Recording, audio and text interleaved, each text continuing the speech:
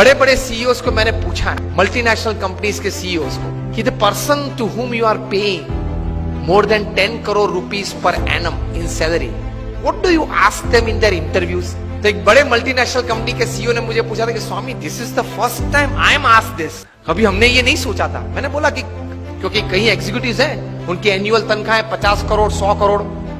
मैं जागृत अवस्था में बोल रहा हूँ, ये बहुत बड़ी सॉफ्टवेयर बनाने वाली कंपनी है,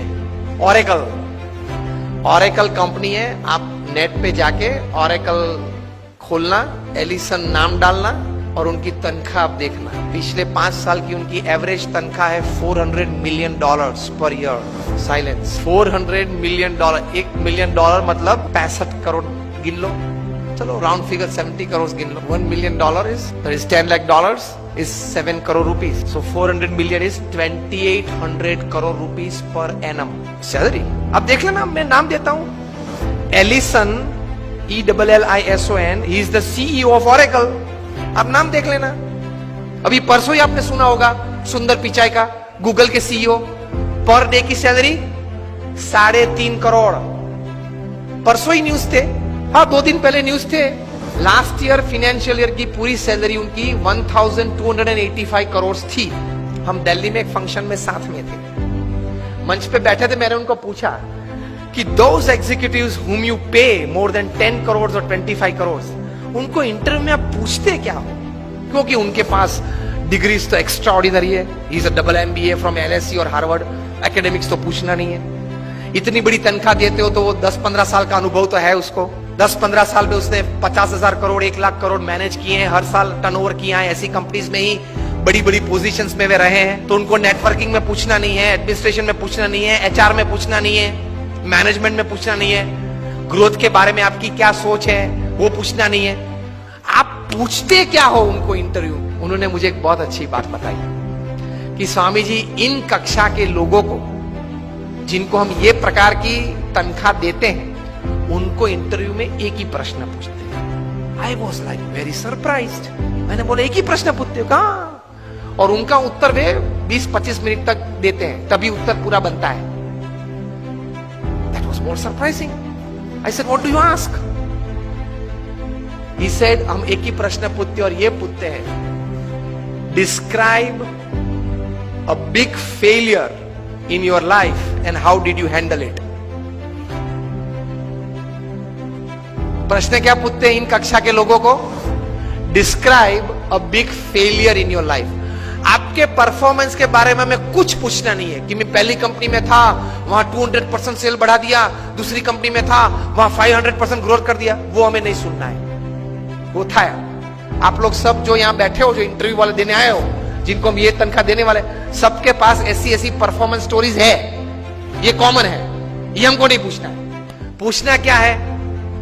describe a big failure of your life and how did you handle it. Simple.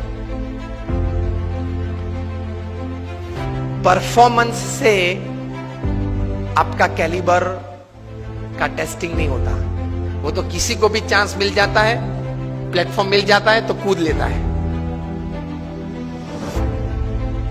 How did you handle failure? How did you handle a setback? How did you handle a fall in your life?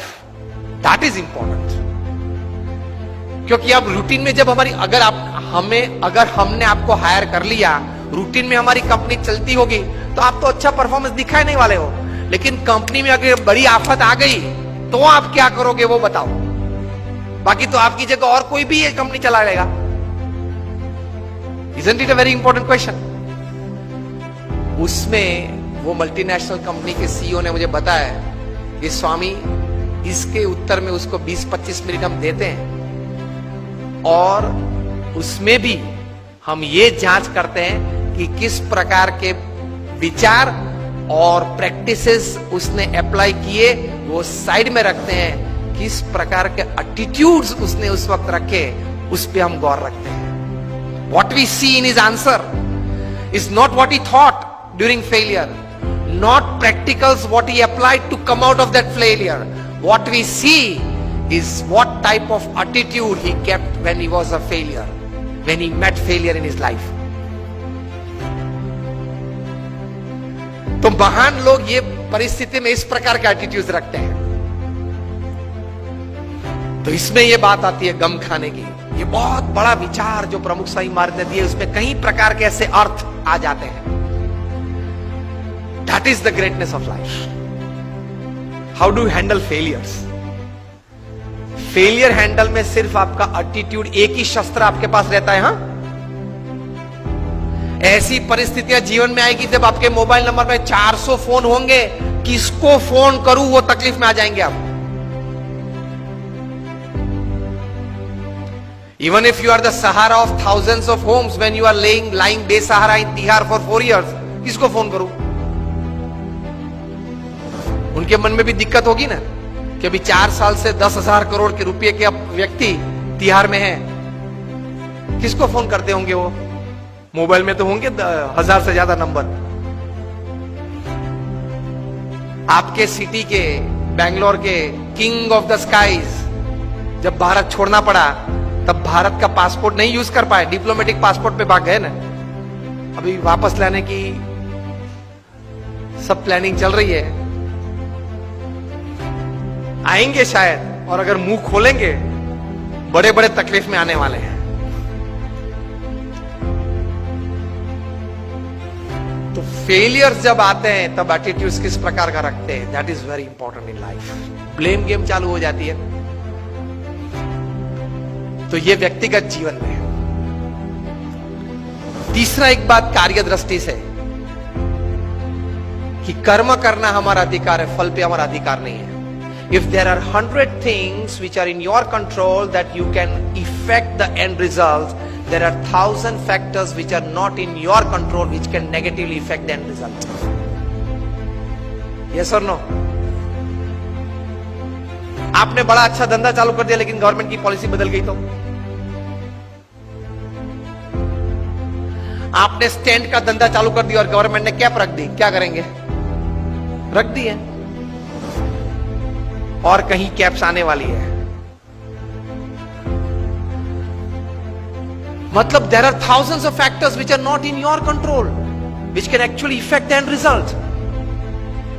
इसलिए श्रीमद् भगवद गीता में भगवान श्री कृष्ण ने लिखा है कि you do your job in the best knowledge and the best practices that you have, and result Lord Krishna says I will decide. आपके पूर्व के जो कर्म हैं, आपने जिस भावना से वो कर्म किया है, जिस स्वार्थ से वो कर्म किया है, जिस एक दोनों को धक्का मार के आगे निकल गए हो, वो सब भी गिनती में तो लेना पड़ेगा ना। वो सब वो हिसाब से फाइनल रिजल्ट आता है। अगर ये बात को समझ ले तो आप कभी डिप्रेशन में नहीं आओगे, कभी स्लीपिंग पिल की आपको जरूरत नहीं पड़ेगी।